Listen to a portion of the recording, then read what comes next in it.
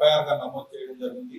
దీనిపై విచారణలో ఒక జువా అనిల్ కుమార్ అనే అతను, గుంటూరుకి చెందిన అతను, శతకోడు గ్రామంలో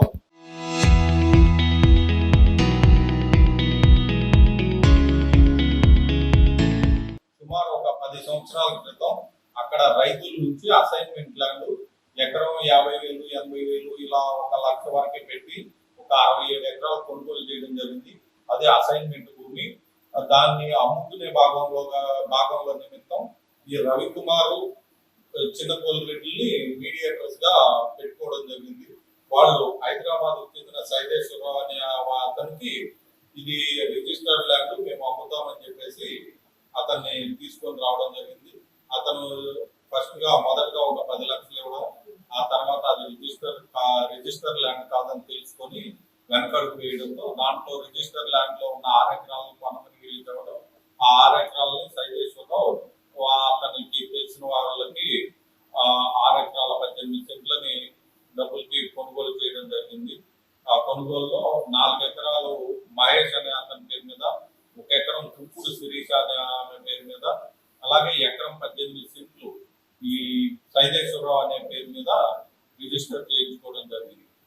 అలాగే మిగతా ఈ 67 ఎకరాల్లో 6 ఎకరాల 18 సెంట్లు కొన్న మిగతా ల్యాండ్ దీని వెనక ఉండటం వల్ల, అది అసైన్మెంట్ అవడం వల్ల ఈ అనిలు నా పొలం మొత్తం అమ్ముతామని చెప్పి 6 ఎకరాలే అన్నారు.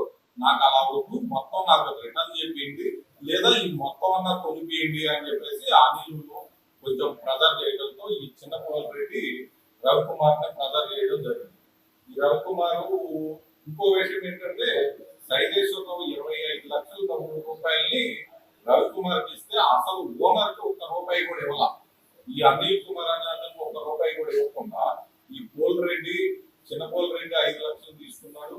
అలాగే రవికుమార్ ప్రశాంత్ రెడ్డి అనే అతనికి ఈ అసైన్మెంట్ ల్యాండ్ ని రిజిస్టర్ ల్యాండ్ కింద మారుస్తానని చెప్పేసి ప్రశాంత్ రెడ్డి అనే అతను గుంటూరుకు చెందిన అతను చెబితే అతని మాటలన్నీ ఒక 10 లక్షలు అతనికి ఇవ్వడం జరిగింది. అలాగే ఒక 4-5 లక్షలు ఇతర ఖర్చులకు వాడుకున్నారు ఇద్దరు కలిసి. పోలిరెడ్డి ఒక 4 లక్షలు రవికుమార్ వాడుకున్నారు. ఈ 25 లక్షలు ఇలా ఖర్చు పెట్టడంతో ఆ డబ్బులు ఇస్తే మేము రిటర్న్ చేస్తామని అప్పుడుకున్న వాళ్ళంతా వీళ్ళు డబ్బులు ఇవ్వలేకపోవడం, దానివల్ల ఈ పోలిరెడ్డి రిటర్న్ చేయాలి, లేకపోతే దారంగా వదిలిపోయి అని చెప్పేసి అంటే వాళ్ళు దారి ఇవ్వడానికి కూడా ఒప్పుకున్నారు. కాకపోతే సర్వే చేసి సర్వేలో వస్తే ఇస్తామన్నారు. దీని మీద చిన్నపోలిరెడ్డి ఆగ్రహంతో ఈ దారి పోయింది, మిగతా 55 ఎకరాలు 60 ఎకరాలు అమ్మడానికి కుదరటం లేదు అని చెప్పేసి రవికుమార్ మీద కోపం పెంచుకొని పథకం ప్రకారం 10వ తేదీ రవికుమార్ ని సర్వే చేయించుకుందాం రమ్మని చెప్పేసి అంటే అతను వచ్చాడు. సర్వేను కూడా పిలిచాడు. సర్వేలో ఓనర్లు అందరూ ఉంటేనే నేను కొలుస్తానని అతను రాకపోవడంతో ఈ రవికుమార్ ని వాళ్ళతో మాట్లాడి నాకు దారి ఇప్పించమని చెప్పేసి అంటే వాళ్ళతో మాట్లాడితే వాళ్ళు తర్వాత దారిస్తాం తెలిసినాక అన్నందుకు వీళ్ళిద్దరి మధ్య మాట వెళ్ళి రవికుమారి వెళ్ళబోతున్న సమయంలో, ఫెన్సింగ్ ఊరి వెళ్ళబోతున్న సమయంలో యాకసిరి మల్లయ్య దగ్గర నుంచి ఉన్న గొడ్డల్ని తెప్పించి పెట్టుకొని ఉన్నాడు. ఆ గొడ్డల్ని తీసుకొని తల మీద 3-4 దెబ్బలు వేయడంతో రవికుమార్ అక్కడికక్కడే మృతించడం జరిగింది.